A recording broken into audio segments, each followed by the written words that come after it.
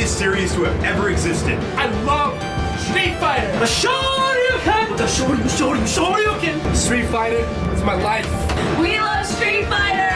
I play it like every day. Hadouken! Tiger! I love this game so much. Sonic Boom! Flash Kick? We love you, Street Fighter. I'm Balrog. I love Street Fighter so much. Fire all the way. Woohoo!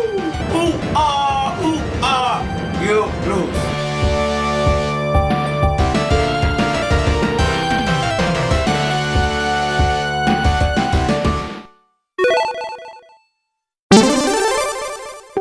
今からで言うともう本当に6年7年前まで遡らないといけないんですけども、その時にはもうブームを復活させるっていう形の気持ちよりかはやはり一代一世紀のこうストリートファイターのそうですね、認知度を広めたストリートファイター2の人たちにもう一度戻ってもらってファイティングゲームをプレイしてもらいたいっていう気持ちの方が先だったので、まさかここまでこの世界中的にブームっていうかすごくポピュラーに変わってくるっていうところまでは予想もしてませんでしたし、望んでもいなかったっていうのが正直なところです。Street Fighter, to video games is kind of like Star Wars to movies. Everybody recognized this as a pioneer, as the breaking point of fighting game being something totally different than just doing the pew, pew. I remember playing Street Fighter 1, seeing fireballs come out of Ryu and Ken's hands for the first time was just amazing. I just never would have thought of something that crazy. Around 91, I just remember saying, wow, they actually made a sequel to my favorite game. Arcade machines were actually against city ordinance in the town where I grew up, so I had to work a little harder than most to get to the arcades. And my brother tipped me off. He's like, oh, there's this crazy new game. Everyone's crowding around it. You should go check it out. Street Fighter 2, I mean, that game created a genre. What are you playing? It's Street Fighter, because it was the only one. My first experience with Street Fighter was actually in a convenience store. It's 7-Eleven. A Safeway. Super Nintendo. A fish and chip shop. Going to the arcade. There was a Street Fighter 2 machine there, and this thing was stuffed into the corner, and nobody knew what they were doing. There was this electricity in the air. You wanted to beat the person. You wanted to see what they were capable of. From the beginning, I wanted to be a part of that. I wanted to be at the front of that line. It immediately caught my attention because it had 6 buttons. So it just seemed something that was more complicated and just on another level. So every lunchtime, we had money that we were supposed to be spending our food on, and very quickly, the amount of food we were buying for lunch started dwindling as we would spend more and more quarters on playing Street Fighter 2 with our friends. So I was malnourished because of Street Fighter. I was in love from the first moment I saw it.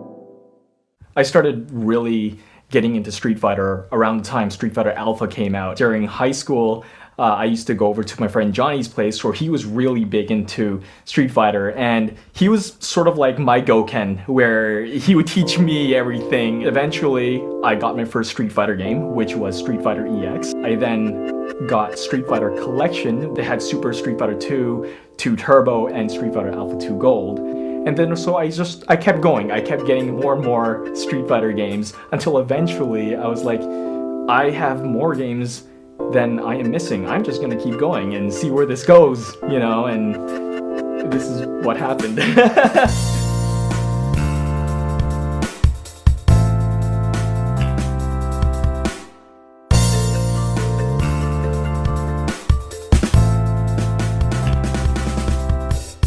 Many times when people see my collection, they would ask me, hey, why are these Mega Man games there? Why is this and that there when they're not Street Fighter games? I try to collect as many games that have Street Fighter character cameos, Street Fighter special moves in them. They have to be something actually visual. Everything from music and art and characters, this all is why Street Fighter is where it is today.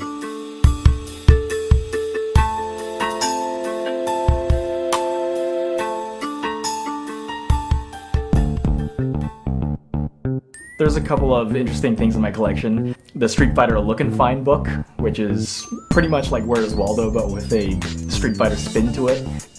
A complete set of Tatsunoko vs. Capcom collectible trading cards. The Street Fighter watch. Street Fighter Valentine's Day cards. A really old school Street Fighter 2 card game.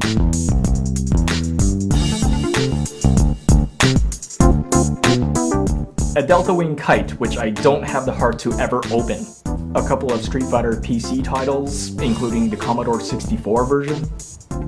a Street Fighter 2 board game, which I am very, very tempted to open. What other games do I have? I don't even know, I have a lot of games. My favorite game in my collection is Card Fighters Clash for Neo Geo Pocket. The whole point of the game is to collect Street Fighter and SNK cards and be the biggest collector. So that's, you know, right down my alley.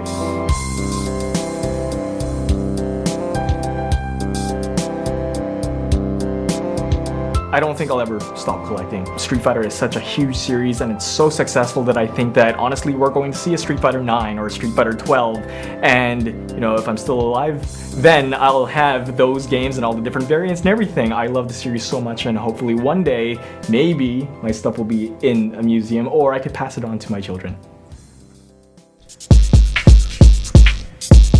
Hey Charles, you got a combat cut? Kind of break it down. Right, sound like this.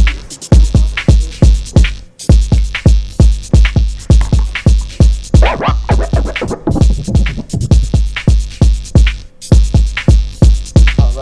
go. I can break it down. I can break it down like whatever you want. Break it down.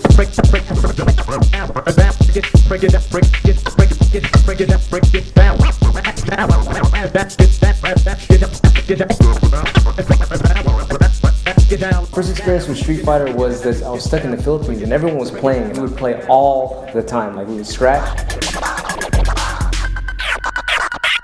play Street Fighter, scratch, play Street Fighter. And so I got pretty good at Ken. And so I just stuck with him. I figured like it's kind of with scratching, if I just stick with one turntable my whole life, I'll get really good instead of like halving my time with two turntables. Yeah, it's totally in me. It's like faking and the reflexes. My favorite one was the one where you put in the code and then it was just like turbo, like 10 stars. Your spirit is vibrating at such a high rate. And your brain is working at a different dimension. Yeah, I made my first mixtape. It was called Demolition Pumpkin Squeeze Music. I put all these sound effects of Street Fighter in there, and I scratched them and stuff, and you know, put that in my mixtape. And everyone was like, "Oh, I like the Street Fighter part of the whole tape. I don't like the rest of it, but I like that part."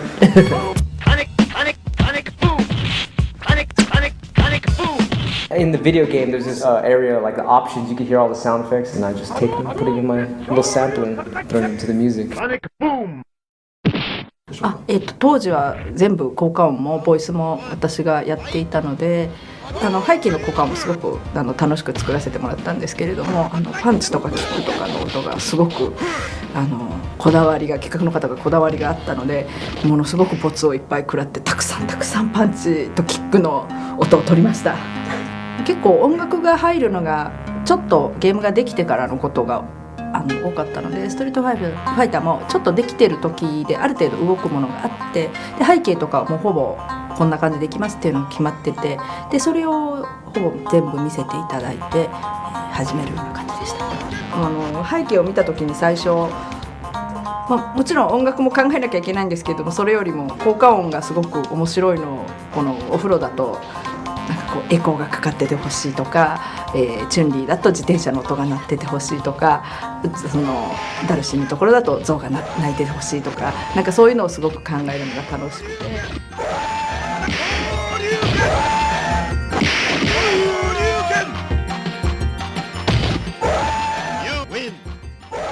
What's the story of Street Fighter, Eric? It's basically the story about Ryu, Chun-Li, Dolphin, Blanca, Ryu, trying to be the best fighter in the world. And yeah, he is like the stock fighter, but he's this kid who knows the most violent martial art in the world, but he's using it to better himself.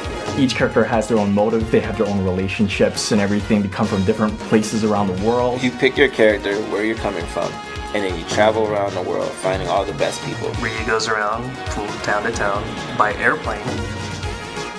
Right, the menu has him going around in the airplane, but he's actually walking in all the cutscenes. Ryu is a struggle of him versus evil Ryu, you know, the Satsuno Hodo and everything. Ken, he's fighting for his family now. Ken, he's flashy, he's everything Ryu is not, and that's why people gravitate to him, because, oh, it's Ryu but with an attitude. And then you have Sagat, who's this powerhouse. Guile is just over the top American. The characters are icons in a lot of ways. Some say stereotypes, but that comes close to iconography in a lot of ways. Dhalsim's origin was that he ate spicy curry and that's why he could shoot fire. There's something really resonant and powerful about all these character types. None of them sort of own the story, so I think you can find part of yourself in one of the Street Fighter characters somehow. And then eventually you get to M. Bison, and then you defeat him, and then you're the king of the world. You defeated everybody. You're the best. That's Street Fighter.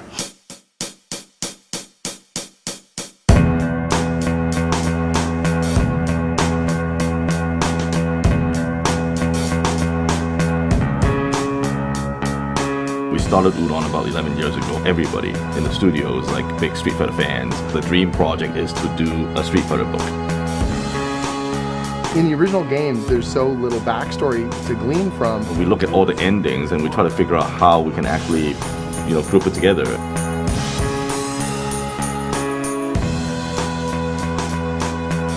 And when we had to take dozens of characters and pull them all together into one continuity and make the comic series, you have to pick a few characters and focus on their stories and make sure that it pays off in a way that makes sense. Everyone's got their favorites, and you don't want anyone to be left out of that, grand storyline that we're putting together.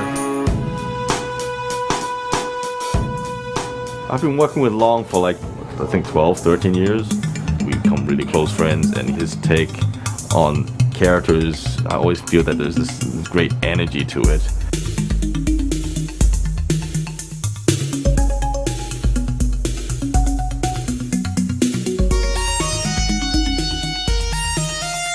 I actually started my art career in graphic design, doing brochures for hard drives. One day I just quit my job and went to Comic-Con with a couple of friends. We formed a comic studio. Through that, I met the head of Udon, Eric Ko, and they were like, hey, they're gonna remake Super Street Fighter 2 Turbo. That was kind of like a dream project, to be working on a game at the same time working on this really beloved franchise as well. We started by just up-resing the original sprites and then trying to draw directly over them. I think the toughest part, is to actually making sure that the character with the added detail looks cool, as well as falls into the frame, the silhouette of the character, of the sprite. We have to conform to that shape in order for the hit zone to work. We decided to pick a recognizable style from Street Fighter and run with that. Remember, there's this art style change between Street Fighter 2 and Alpha, when Alpha is really, stylized and, it's less realistic in terms of, proportion. Especially Bison is being bulked up more, in Alpha, which looks really cool. But if you go back and look at the original M. Bison, he's like a pretty skinny guy. Everybody remembers Bison as this bulky, evil, dictator, and we kind of want to have that look. We have to do a lot of different things. For example, in his standing pose, we actually kind of tilt him a little bit more so that he's not as thick. We kind of fudge it a little bit on arm muscles, on the shoulder pads, so we can kind of cheat on those. It's a big challenge, for us to do that over 1,000 frames of Bison and make it look cool.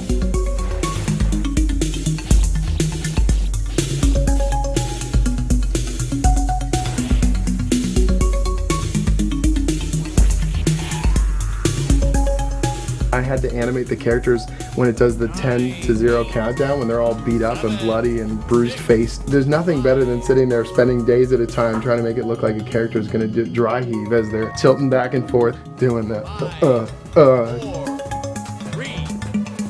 You get paid to do this. That's a pretty good job, I think. Yeah. 0. Cosplay is when you dress up as an existing character. I cosplay Ryu, Evil Ryu, Guy, and maybe more characters in the future. I try to be as loyal to the character as possible. When I made my costume, I didn't cut the sleeves off the shoulders. I would actually tear them and wear red gloves and a red bandana. I even touch on my eyebrows so that, they have the points at the end, because that's what people recognize. And after that, I would roll around in dirt because that's how the character would have been. His costume's dirty. If I am Ryu, I'll walk around a convention not smiling as much unless I have like a Ken or Sakura walking around with me. In the end, everyone has their own reasons for cosplaying, and it's all about expressing yourself, showing your love for the character, and having fun.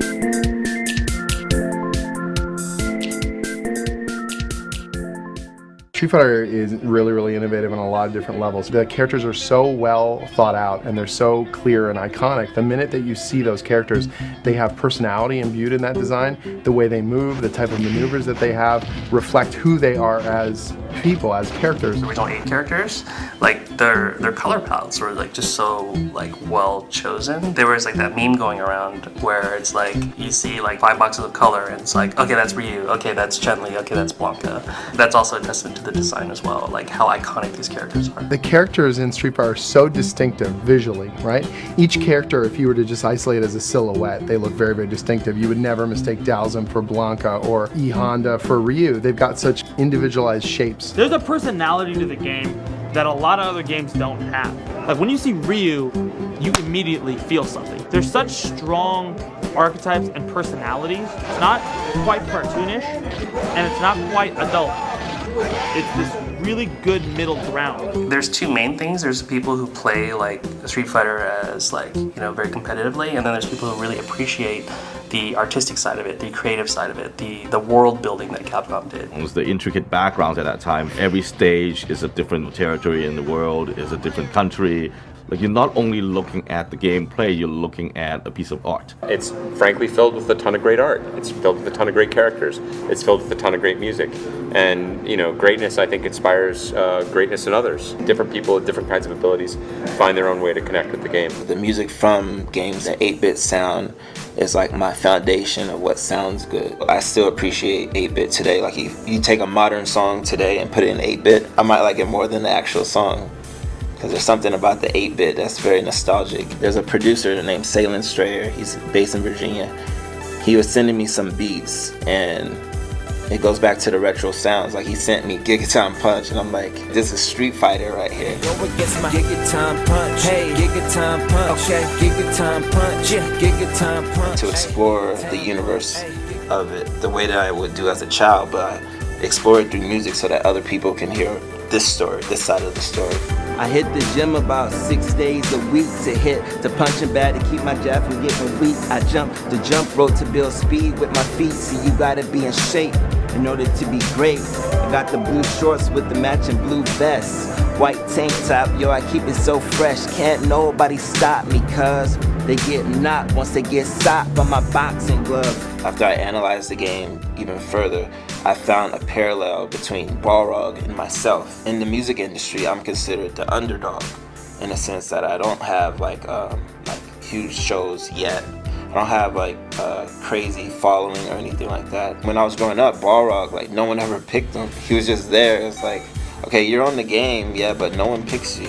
Then I started to think, why doesn't anyone pick Balrog? Well, for one, his haircut's messed up. No, but he didn't have any kicks. He didn't have any fireballs. Got too much power to get tired. All these other fighters is cowards with fireballs. But Balrog don't need it. I rock their jaw to get defeated by this raw southpaw. When you play someone that's really good with them, you see that though there's that handicap in a sense, when they know what they're doing, that same person that's considered weak is actually one of the most powerful characters in the game. So I could relate to that. To distance myself from video games would be to distance myself from myself, which would make me a liar. I wouldn't be staying true to who I am as a person. It still inspires me to this day. I'll never abandon that, never.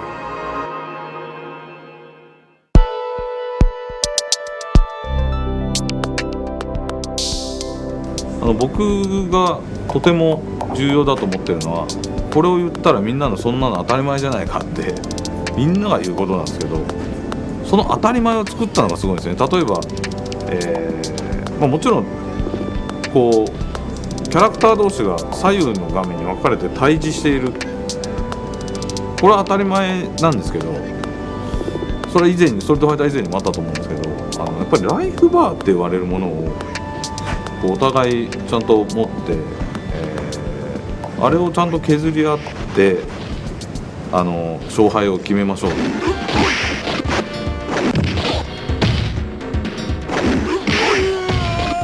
格闘ゲームのすごいところというか特別なところはやっぱり、試合時間が割と短い。その短い試合の時間の中で勝敗がはっきりと決まるっていうところだと思いますね。これほど僕は逆にシビアなゲームはないと思ってるんで、このシビアさが逆に私はすごくスペシャルだと思ってます、はい、それストリートファイターは今も昔も変わらず格闘ゲームがそうですけど、ずっと最初からそのいわゆるキャラクターが登場して対戦してローディングが入って別のステージに行ってキャラクターが対峙する演出が入って対戦してローディングが入ってて、このいわゆるゲームのシーケンス、格闘ゲームのシーケンスって言われる基本の流れ、これみんな見落としがちですけど、今もそれまでそういうゲームってほとんどなかったんで、その流れを作ったのは間違いなくストリートファイターで、他の今までのゲームの概念には全くなかったこと。 Street Fighter 1 to me is almost unplayable in like a sort of a competitive way. As a single player game, it's got some cool stuff. I really love that game. Some people call it a really bad game. I can see where they're saying it's a bad game, but I just think it was awesome.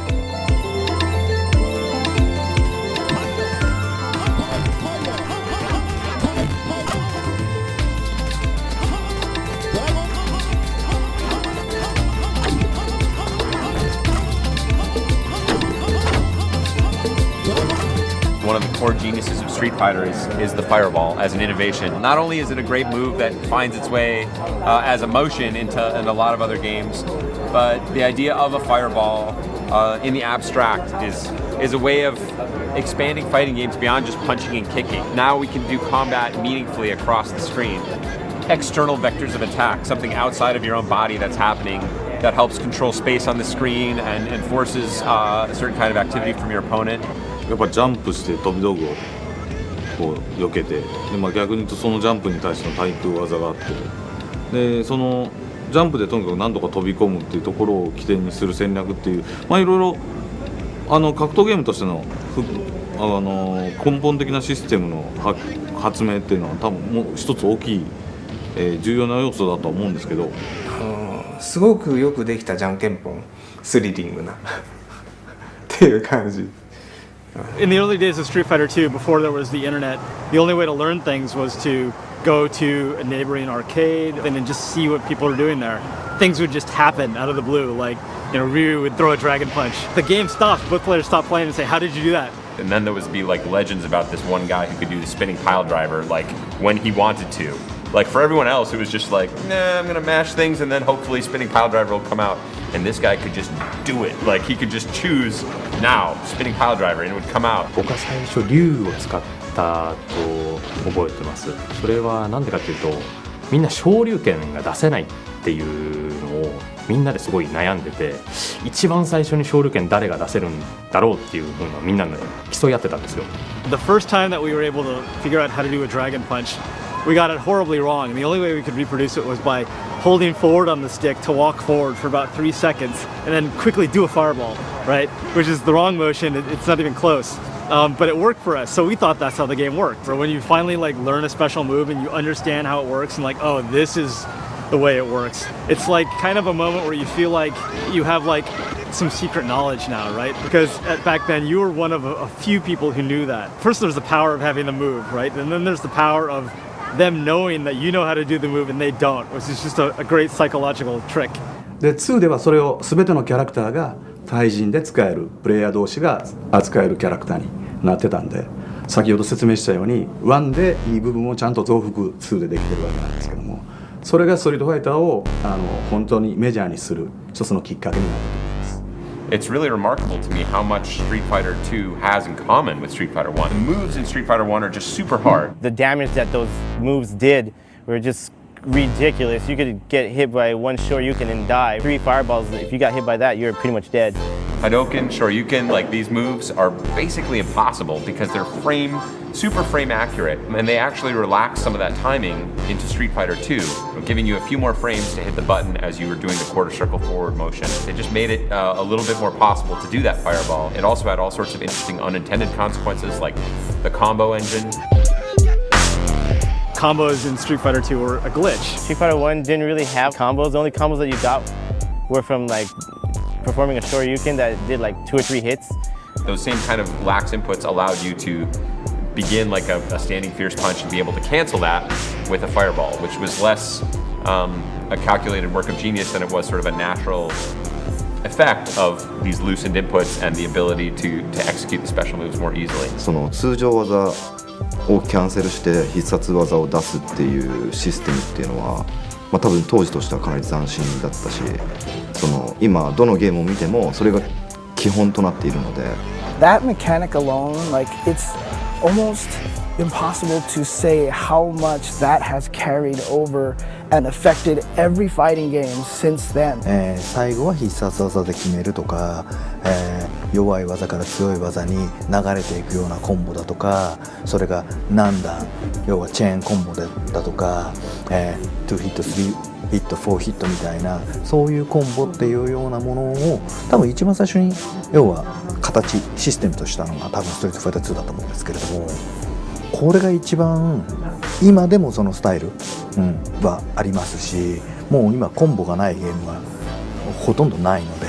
ストリートファイターが一番やっぱり人間同士戦うのが一番楽しいんだっていうことを気づかせてくれたということが一番大きいと思いますね。普遍の真理だと思うんですよね。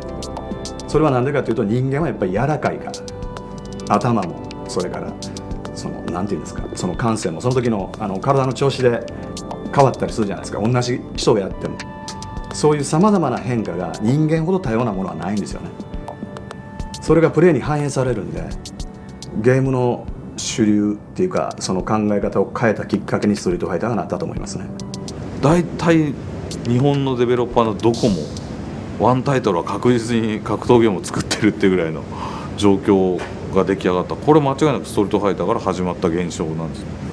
ストリートファイターは僕バーチャファイターっていうゲームを作ろうとしてその時セガっていう会社に勤めてまして、でセガでやっぱりファイティングゲームのヒットがあんまりそこまでなくて、それでファイティングゲームにやっぱりこう力を入れていきたいということがあって、特に意識したことないんですけど、バーチャファイター1の時本当に1のアキラの顔を見て、リュウと似てますかね、なんかすごいこんな顔してそれで格闘ゲームで一番ヒットしてるもの、素晴らしいものなんだろうっていうことを調べてたら、まずじゃあストリートファイター2だろうって言って。Play it was a real investment. So there was a literal investment of money, but then also in going to the arcades, there was a time investment. Like, I traveled to be here, and I came to play this game. And the fact that I know how to throw fireballs and can do combos and things like that shows a legacy of hours, hundreds of hours, thousands of hours of investment in this game. So when I lost, I can't just shrug it off and be like, eh, whatever. Like, it's not whatever. You spent thousands of hours practicing this game. その人に対決したら挑みたい、もしくはその人からとプレーすることで学びたいって人は、100円を持って、コインを持って並んで、そのコインが積まれていくんですよ。次僕の順番になってるんで、コインが積まれていったり横に並べていかれたりとか。 Even the simple act of someone going up to the game and putting their quarter, you know, in the window, like I got next. You see someone do that and then you look at them, you're like, okay, it's the next competitor. I don't know, there's something about that in itself that's just so great. I remember there was the top dog in the arcade. He was sort of this villainous character who wouldn't talk to anybody and would sort of snicker and like make little noises under his breath when you'd pick your character or anything like that. The first time, I didn't just beat that guy, but I beat him and I knew I had his number. I was like, oh, I know what you're going to do. I know all of your next moves. And I beat him, and I beat him again, and I beat him so many times that he had to go back to the change machine, and that was it. And I knew, like, I got that guy. I know what it is to crush somebody. I know what it is to have figured somebody out. And somebody who formerly was a guy I struggled to get even one win against or to beat at all is now no longer capable of touching me. Like, I have moved to another level where he is no longer able to beat me. ゲームセンターの現場が熱い時代でしたね。大体やっぱりハメというか同じような技でずっとしつこく投げてくるとかそういうことがあるとみんな台を蹴ってましたね。筐体をドーンって蹴る。だから当時のゲームセンター意外とその筐体をドーンって蹴るってことが結構響いていて、あとストリートファイターも僕もやってますけどよくこう灰皿がとか直接的な喧嘩はそんなにないんですけど日本人の場合は結構こう物を投げ合ったりそのキャビネットを挟んで蹴り合うか物を投げ合うっていう。The arcade, it was nobody's house. Anybody could come in there. It was every race. It was poor kids. It was rich kids. It was kids that were in gangs. It was kids that were in the military. It was kids that were in computer science programs at school. All these people from different walks of life finding ways to get those kinds of aspects of their personality into the game made the whole ecosystem just incredibly rich and incredibly thrilling to me. So not only was I getting to play great matches against people who had thought of the game in a totally different way than I had ever thought of it, I also got to hang out with them as friends and learn about different people's ideas about life and the way they thought about the world. And they're just awesome people. So that's really what bonded me to the scene. It was an amazing game, but it was amazing people all around the game. Justin, nerves of steel, man. I don't know how you hold it down like that. That was incredible. Justin Wong, I think I've known since he was 13 years old or something like that, which is almost creepy. Well, that was like my first fighting game I ever played in like the beginning of my life. And at the time, I was playing with my elementary school friends, and you know we were just playing, and it was like, okay, this is pretty fun because you're playing with another person. I was never really good at the fighting games. I just know how to like just cheese people out. Pick like Bison and just like hold back and do side pressure from screen to screen to screen away.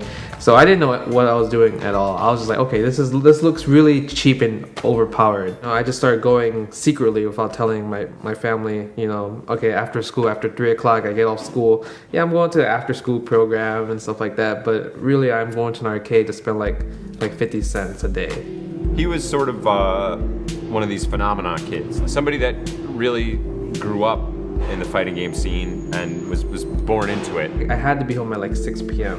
One day, my parents, like on a Friday, my parents are like, oh yeah, you know, we're gonna have a banquet in Chinatown, so they're gonna have like a dinner there. So I'm like, okay, so I'm gonna go hang out with my friends.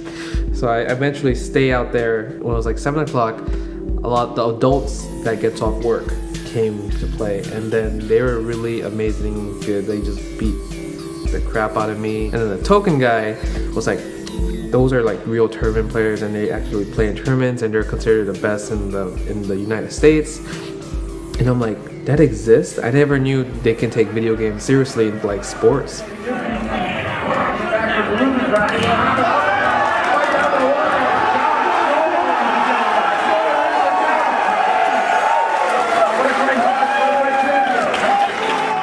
まあそのファイティングゲームっていうテーマそのものが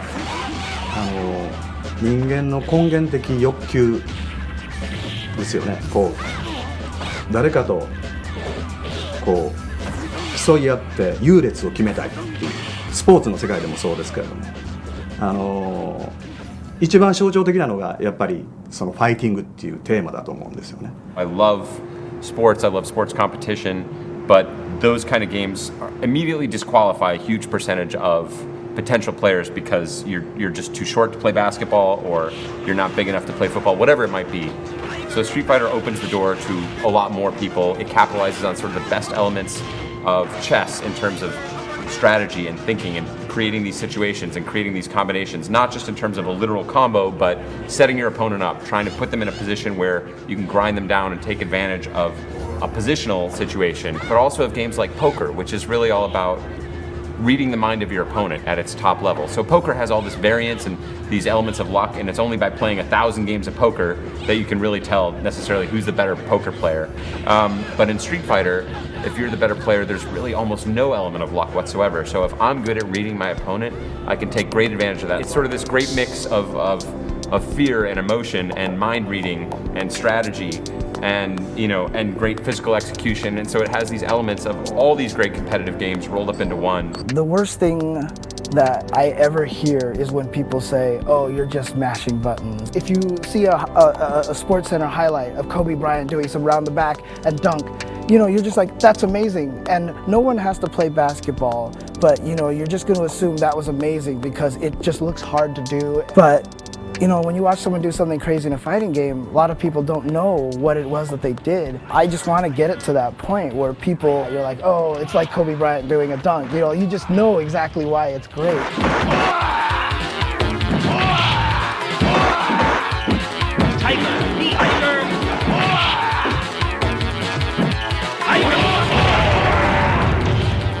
And I spent another whole summer just like coming in the morning at 10 a.m. and like leaving at 5 p.m. And then one Saturday, there was just like a ton of people. I'm like, why are there so many people here at 10 a.m.? No one's here at 10 a.m. And they're like, oh, we're going to a tournament in New Jersey. And I was like, oh, that's cool. And they're like, do you want to come? And I was like, I don't know. I'm not too sure. I went anyway. Because I'm thinking, tournaments, they shouldn't last that long, right? I spent the whole day there and the whole night. And then my parents are calling me like, where are you? What are you doing? And I was like, oh, I'm gonna stay at my friend's house. And they're like, no, we want you to come back home. And I'm like, oh, I can't because I'm in New Jersey. And then they're like, oh, you're gonna be so much in trouble when you get back home. I was like, oh man, I better make it count.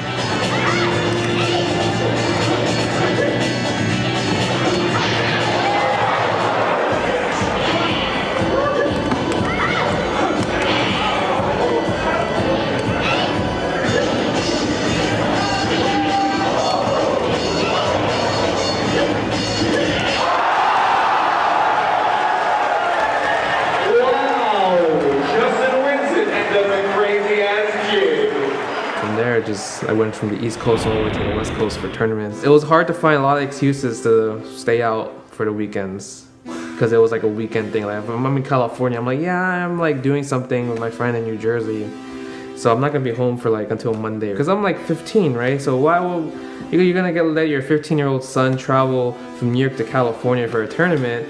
Yeah, that's not gonna happen, right? Without a guardian. So I went there without no guardian. Just went there with my straight arcade friends and let's see what happens, and I won the tournament. They're like, here's your prize. It was like $1,000, and I was like, wow, I never seen this much money in my life as a 15-year-old. So I was like, damn, I traveled pretty far. My parents still don't know. They frown on you playing video games. Don't play video games, don't even go outside, just study, go to college, that's it, right? By the time I got to college, the internet had sort of picked up a little bit of steam. I found people around the world who had the same bad attitude that I did. They were like, oh, I'm the best. And you're like, shut up, I'm the best. And you hear rumblings about these players in California who are really good. There's these players in Japan who are really amazing. So the idea of like traveling somewhere to meet somebody on the internet was super bizarre at that time because there were no pictures, you didn't know who they were, you didn't know their real names, you didn't know anything about anybody. But we were cracked out on the action. The idea of the quest for the best player, that just sort of naturally happened. We all thought we were the very best. I decided that the best way to settle this was to have a tournament, with the goal being really, let's get players together, let's get them to meet each other, exchange ideas, but ultimately also find out like who's really the best. Here we are, Evolution 2004. It's an exciting moment. Players from around the country and indeed around the world. 33 different countries here. I think at first we just wanted to be a cool thing that we had for ourselves. Like we were running a cool little event that everyone could find out who the best person in the world is. That was thrilling, like to watch people get together from different areas, and so they'd send like their best dude or whatever, and you're like, oh, the best dude from like Dunellen, New Jersey is here. And I killed him. That's cool. Okay, so Dunellen is like I own those guys. So it just sort of naturally ramped up from there. The story of Street Fighter over the last 20 years has really been going from these local scenes and then all the players in these individual pockets finding each other all over the world. So we've gone like from local tournaments to citywide tournaments, to regional tournaments where it's not just players from one state but many states. And then within the last 5 or 6 years, we started to see regular international competition. And as we got more traction as the years went on, they were pointing out that we were considered the official big league tournament of the world. The second year of the EVO tournament, Joey, who had been helping me out, brought on Seth to sort of pick up the slack. And they actually ran the tournament that year. We brought a lot of insight and just a lot of smarts, helped us get things, take it to the next level. That was the first year we were in Vegas. When it got to Vegas, that was sort of when you could really tell it had arrived. This is, you know, the world of high stakes gambling. This is where men come to play, and we're here to play.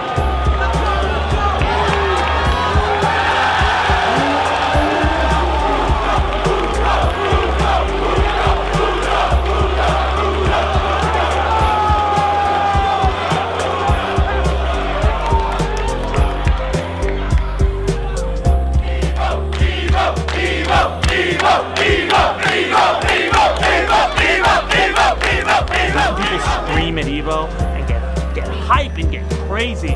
It's because we are all looking at something significant to us.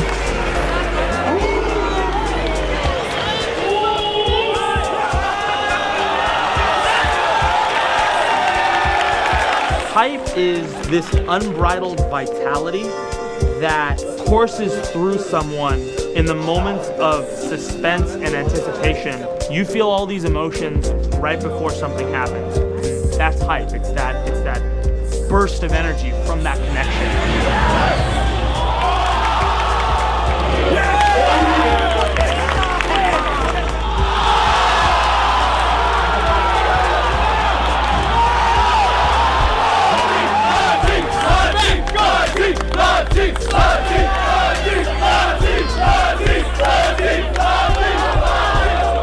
We made the move in 2005 to go to Las Vegas, and we haven't looked back, and our attendance keeps doubling year after year, which is the most insane thing I've ever heard of, and players from like 40 countries now come out. Vive la France Guyanaise!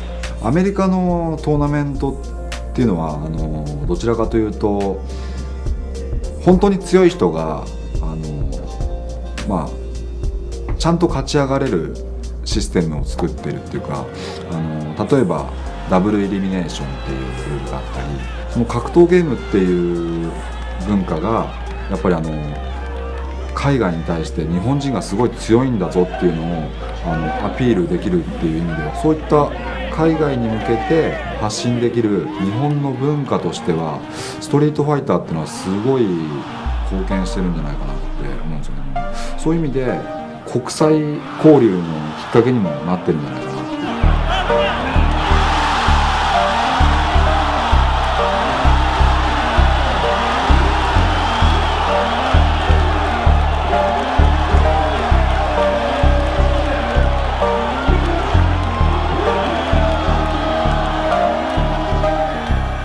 I went to EVO like twice, and I want to go again. I love that.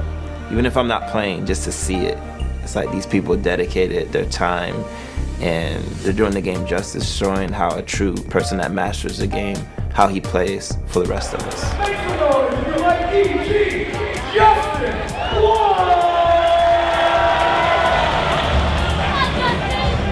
You just need to like focus on becoming the best, knowing what your flaws are, like watch your old videos on why you lose and take out your bad habits so people can't read you as easily. It takes a lot of dedication and motivation, and like if you really want it that bad, you can achieve it.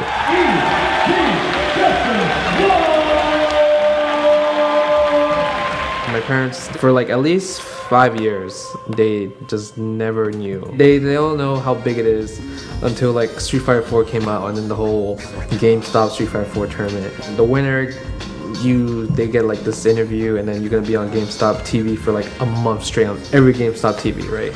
Why would my parents ever go to GameStop? They would never go to GameStop. But my cousins will, right?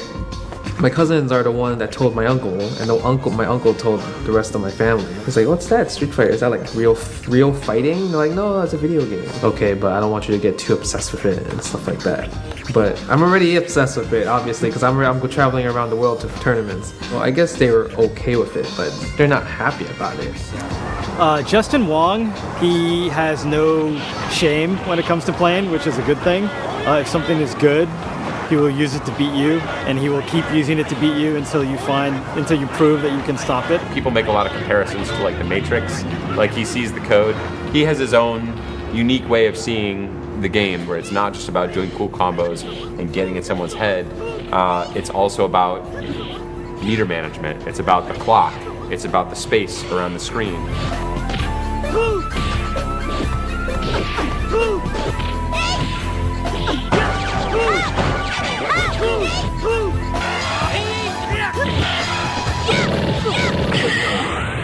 And thinking in these kinds of terms and growing up with the game like he did has made him sort of this sort of legendary genius who can travel across all games sort of freely. He's just an all-around fantastic player.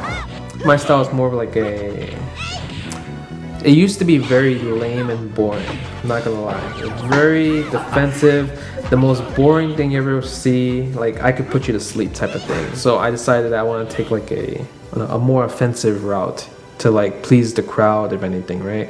And that's why I kind of end up with Rufus, because he's very rushdown oriented and he just likes to just maul people. People don't like to see defense. They like to see all offense. They like to see people get blown up. They like to see people just get like destroyed.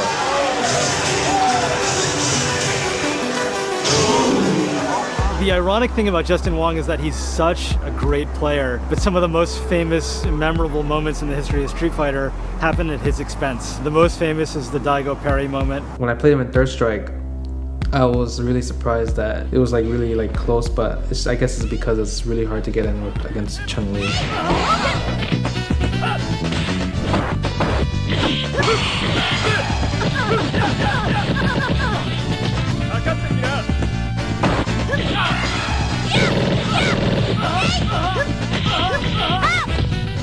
Daigo is known to have said that you don't play to your opponent's weakness, you play to your strength and let him worry about your strengths.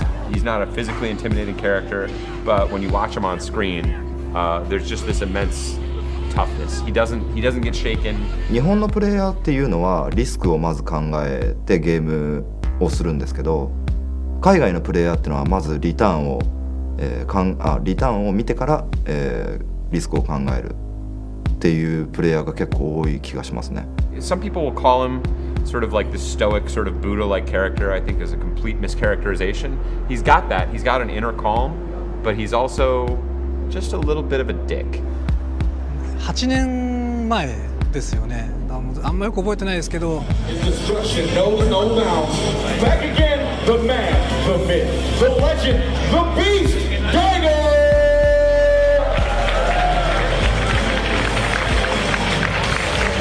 Rare footage of Daigo actually angry.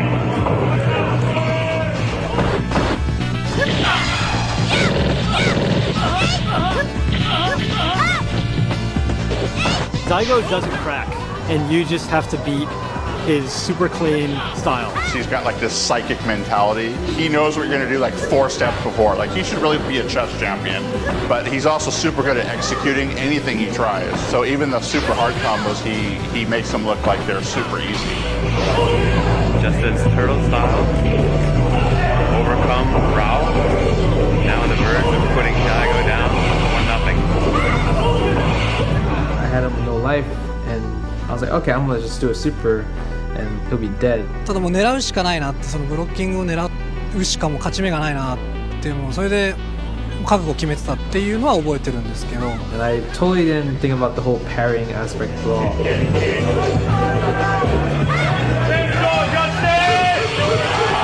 Everyone's going crazy in the background, right? I'm like thinking like, oh, maybe he'll mess up. But he doesn't mess up.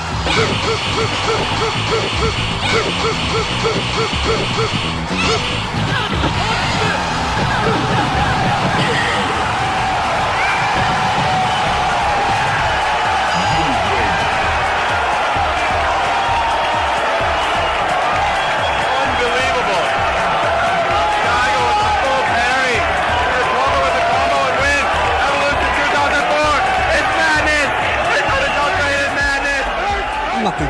勝ててあともう特に自分ではやったとかそういう興奮したっていう感情はなかったんですけど、周りがすごい大騒ぎしてたんで、それにびっくりしたっていうのはよく覚えてます。 Everyone was like, I didn't know that was possible. Like no one knew that was possible. I didn't know that was possible.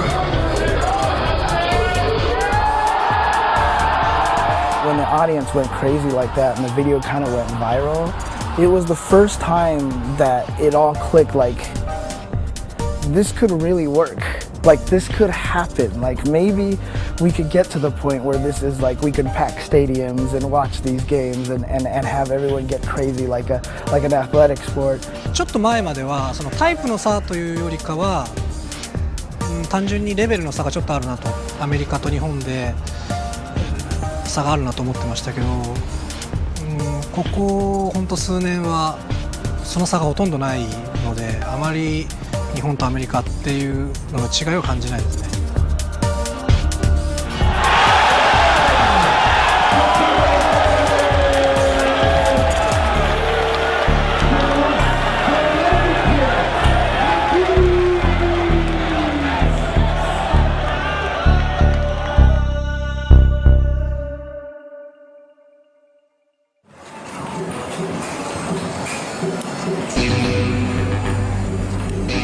I love arcades. I grew up on arcades. That was like a second home to me.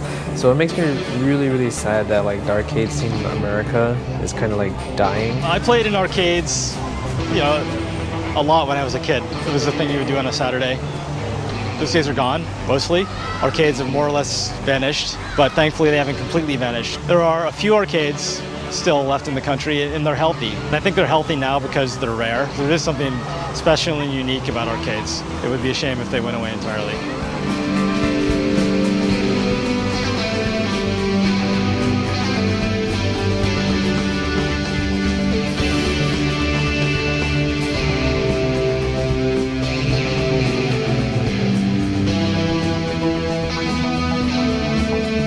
I've been playing Street Fighter competitively for over 15 years. I wanted to be the best at the game. As a youngin, you just strive for new competition. And fortunately enough, I achieved some of those goals. As I got older, real life started kicking in, and I had many jobs. I just wanted to make the quick buck just so I can play games again. I was happy with that for a while, but at the end of the day, gotta make the responsible choice. And I kind of stopped playing as hardcore as I used to, but now these days, I hold events, It's like coming from a player. I never thought I would hold events, and here I am holding events, and I'm presenting it in a way where it's welcoming.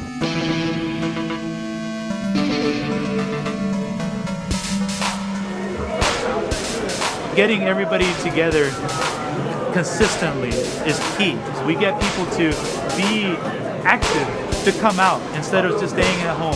Staying at home is really good to support the game, but to support the community, that's another challenge.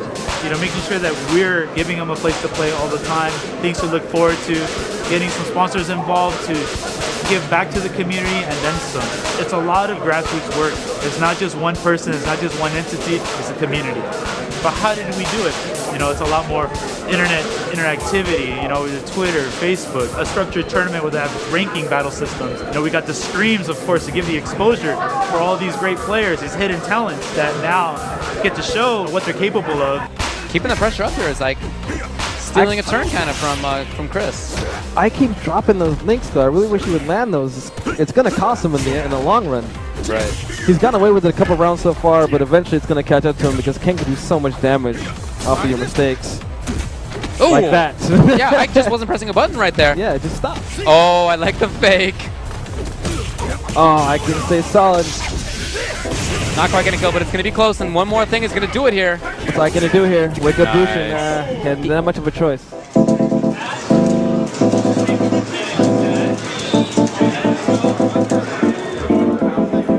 Tonight is our bread and butter night for Wednesday Night Fights. We're featuring Street Fighter 4 Arcade Edition 2012 and Street Fighter Cross Tekken. We're going to have Filipino bus driver versus Black Steel. Filipino bus driver versus Black Scale on station number 2. Please clear the stations, guys. after everything is set up, stream station is set up, and of course the pool stations, I'm the tournament organizer as well as the bracket runner. So I go on my laptop and I seed the current standings of the players. And as soon as it's time, which it almost is, I'm out there and calling out the names, getting the brackets undergo, posting on Twitter and Facebook, getting the matches on the stream, making sure we're up to speed on where we are in the tournament because we have a lot of viewers watching. Goes with the raw tag. Monster doesn't get a full punish there. Wow, gets thrown. Position change. He read that, he didn't push the button. But he good tag. Mike Ross taking the first round again, closing it out. 1 round away now from eliminating John Burr. I gotta see where we're at in the bracket, sir, so excuse me. All right. Like everything that I've learned from this scene came from an arcade. Anytime that you can support an arcade, I will always support an arcade.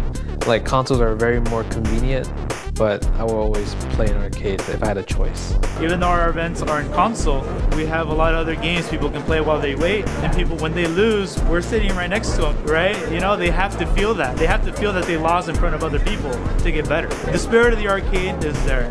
Everybody says the fighting game community is a community. It is a culture. The people in an arcade are your family, your best friends, and your worst enemy. It's there to drive you to get better. You have to build that, you know? Dude, watch Ken's meter build up. That's actually probably just as important as watching Ken's life meter drain. Wow, you know what? I respect the attempt for the reset, but Richard had enough meter to just FADC out. Although now I think about it, he did it strong, so I guess he wasn't even looking for it. Lots of frame trap attempts, and then he gets the throw in there. Oh, nice!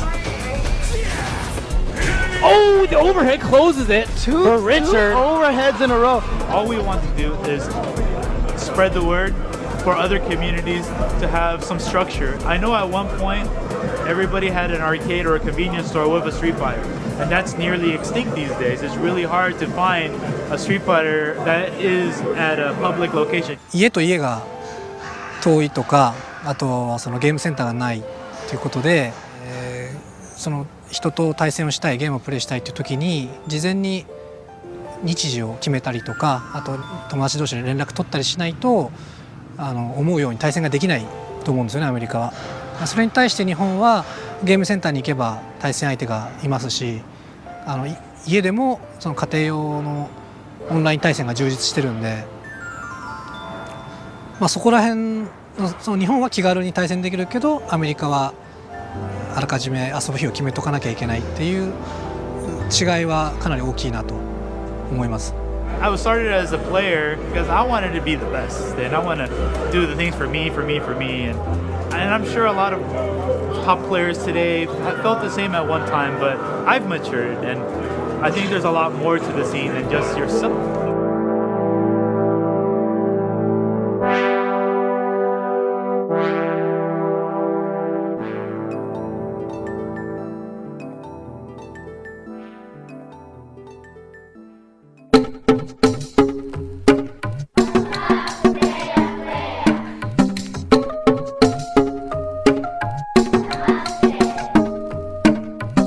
Capcom invited me to help run an event that they had going on at Comic-Con coming up, and that turned into a job offer. And they were like, Capcom wants to get more involved with the people that play its games. We think this idea of community might be an important avenue for us to explore, and you seem like somebody who's really in touch with a lot of people that play our games.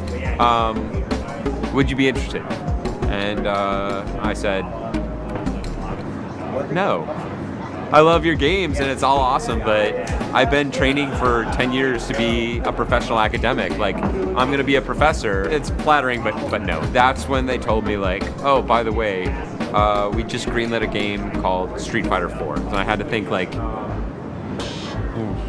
Street Fighter 4. And then they showed me, like, early wireframes, and I was like, wow, that looks really terrible. But it was this opportunity, really, like the idea that I could be a part of bringing Street Fighter back, and they said, we think you could play a big part in this. And if I turned it down, it was something I would have thought about maybe every single day for the rest of my life, and I didn't want to live that life. And if there's going to be a chance to bring this back and to have it be a force again like it was, I have to be a part of that.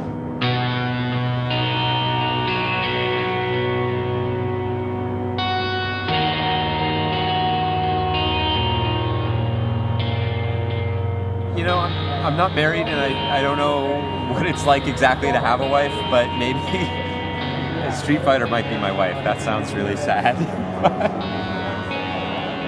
It's not just a joyful activity or a way to connect with my friends, but it's also, it's work, it's responsibility, it's missed opportunity, it's achieved opportunities. It's hard to get away from little details to really just enjoy the game playing it. I had sort of a raw play experience with it before, and now it's sort of tied up in all these other areas of professional success and you know, people whose jobs depend on the game, and part of that makes it much more rich, but part of that also takes away from the purity of the experience. It's a really complicated relationship.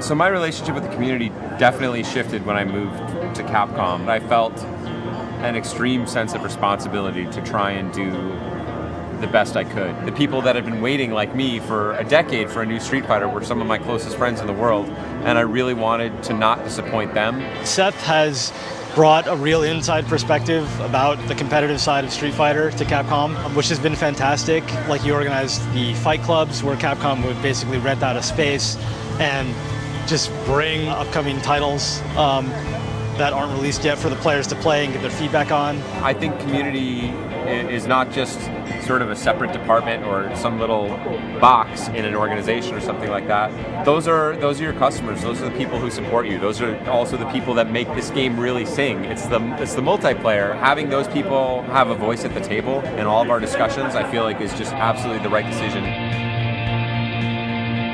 So I was brought on working on the community side, but also the head of our office, a guy named Mark Beaumont, who has now since passed on, put a lot of faith in me. He put me on reviewing the milestones for the game. So the development team would work on the milestones, and I would review them for the US office. At the time, I didn't really understand the gravity of the situation. And there's like, hey, there's this guy from America who's working on one of our core Japanese games. As a Westerner coming to work on what's obviously an icon of Japanese game design, it's a challenge in a lot of ways. There's language barriers, there's cultural barriers, there's you're just somebody new barriers that you'd get anywhere else. All credit to the team. After the initial shock period of like, wait, who is this guy? Like, wait, why? I think they came to understand my own experience and background with Street Fighter is the kind of thing you can't fake. It's not a degree, it's not like a signed piece of paper from some institution. It's years in the trenches. It's tens of thousands of hours spent playing, spent analyzing, spent breaking down every aspect of this game. And so that's the kind of thing that sort of transcends cultural barriers. I feel like the team is pretty smart, and I think all of the things that I complained about, hopefully someday somebody would have, during the course of development, come to the same conclusion on their own, and the fact that I was able to convince them of the things I was able to convince them of suggests that in many ways we're on the same page. We had some heated back and forth about focus attacks and how those could work, but in the long run it was probably really the commitment to 2D collision as far as creating that sort of crisp Street Fighter-y feel. That was probably the most important thing that I was an early advocate about, which is kind of nerdy, but the models moving in 3D looked really cool, but the collision made it feel, to me, more like a Tekken game and less like a Street Fighter game. We did let people play some of those early builds that did have the 3D collision. They couldn't necessarily put their finger on what it was they didn't quite like, but it was like, something doesn't feel right. You know, it was sort of an intangible to them, but I was pretty sure I knew what that intangible was. A 3D collision is a natural fit for 3D models, and I'm not sure it was a bad game, but to me it wasn't a Street Fighter game.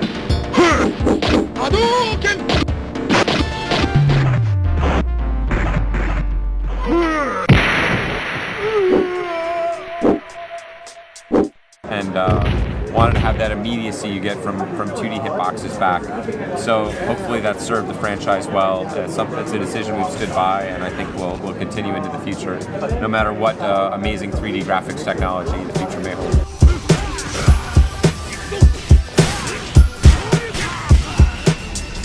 There's no question that Seth has helped reinvigorate Street Fighter. I've seen how the Capcom games have really blossomed, and a large part of that is due to not just Seth's knowledge, deep knowledge about what makes a competitive game fun, but also the outreach he's done with the players. The designers at Capcom are brilliant and they make fantastic games, but there are only so many people. And through Seth's efforts, like thousands of more people have played these games in advance and given the team valuable feedback. And that's something that just did not happen in the old days. At the end of the Street Fighter 4 project, the team ended up giving me the credit of special advisor, sort of in recognition that the role had encompassed a lot of different aspects that frankly didn't really have a precedent at the company. The real mission to me was to make the world understand what I know. Fighting games overall, but Street Fighter in particular, is just made of this raw kind of magic. Like there's something so genius at the core of this game,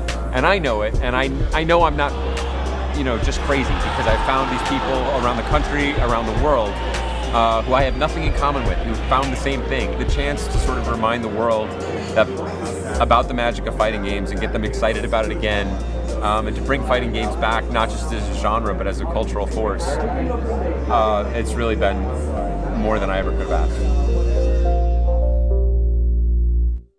でましてや一つのプロジェクトを25年間も続けるということは非常に大変なことじゃないですか。それは我々じゃなくって、ストリートファイターの1を作った我々じゃなくって、カプコンのスタッフが代々それを継承して、ちゃんとメジャーなタイトルにして25年も引っ張ってきたっていうことに対してすごく僕は敬意を表します。もちろんもうここまで、盛り上げていただいたファンの皆さんであったりとか、もうこのビデオを見てる皆さんもそうなんですけども、僕たちとしてはやはりこのストリートファイターっていうもの、そしてファイティングゲームじゃなくてファイティングツールっていうものをですね、よりもっと多くの人に定着させていきたいので、一番大きいことはさらにもう一つナンバリングをですね早く上げて、新しいストリートファイターの世界をですね皆さんに見せてあげたいっていうのは非常に思っています。でそれをぜひ新しい、そのスタッフ、そして新しいファンの皆さんとですね、盛り上げていきたいなとは思っています。で個人的に言うとストリートファイターがなかったら僕はこの業界にさえ多分いなくて、それぐらい個人的には僕の人生にも影響を与えているというところは言えると思いますけど。ゲームの歴史ってまだ浅いですけど、ゲームの歴史の中でやっぱり僕は最も印象深いのはストリートファイター2なんですけども、ストリートファイターがなければ違う感じのゲームになってたんじゃないですかね、バーチャファイターは。Street Fighter is almost kind of like this weird universal language, and I feel like it's kind of united a lot of people around the world. We have scenes in Singapore, we have scenes in, in China and in Japan and Europe, and Kuwait has this amazing fighting game scene. I wonder if there was no Street Fighter, would we have a game that's like that? ストリートファイターがなかったとしたら、多分僕はそのゲームに関わってるっていうこと自体がもうなかったんじゃないかなと思いますね。Street Fighter is probably the sole reason why fighting games even exist to this day. I can't even imagine any fighting games without Street Fighter. First of all, I don't think the games would be that great. Okay, Street Fighter is the top dog. I honestly don't know what the world would look like without Street Fighter. I mean, this entire room wouldn't even be here if it weren't for Street Fighter, but it's played such a big part of my life.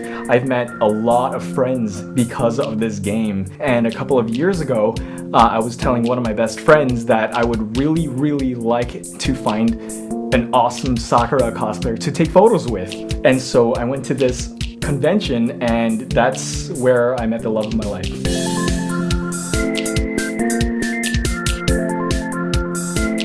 If it weren't for Ryu and Sakura, we would have never spoken to each other. Street Fighter teaches people to be self-improving, the concept of never giving up. Whenever you lose at Street Fighter, you have the option to continue. If you have time and you're enjoying the game, you'll press start and you'll try again until you get better. このゲームの歴史の中で最も重要かつ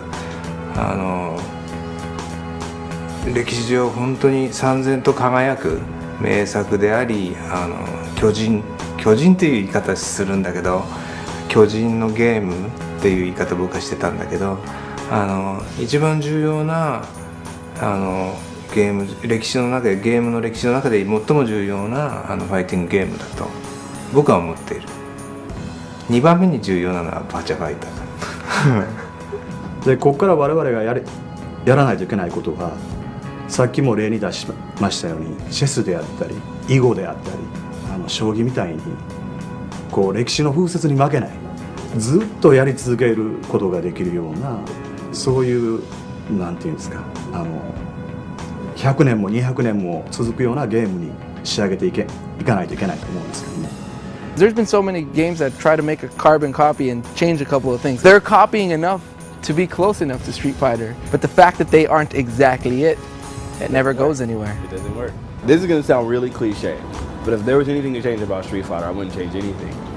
It's like the universe, where the length of a pin away, the earth burns or freezes, or we couldn't support life. It's a really, drastic comparison. I'm not arrogant enough to think that I could think of one thing that could be changed for the better. I really feel like Street Fighter is like a perfect game.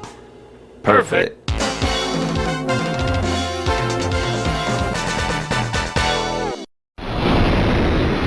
Street Fighters turning terrorist? That's ridiculous. There's no way he can ever become a criminal. Ken is not a terrorist. I'll let Ryu and Ken fulfill their destinies by staging the fight they've been longing for. Ryu, I'm getting tired of waiting.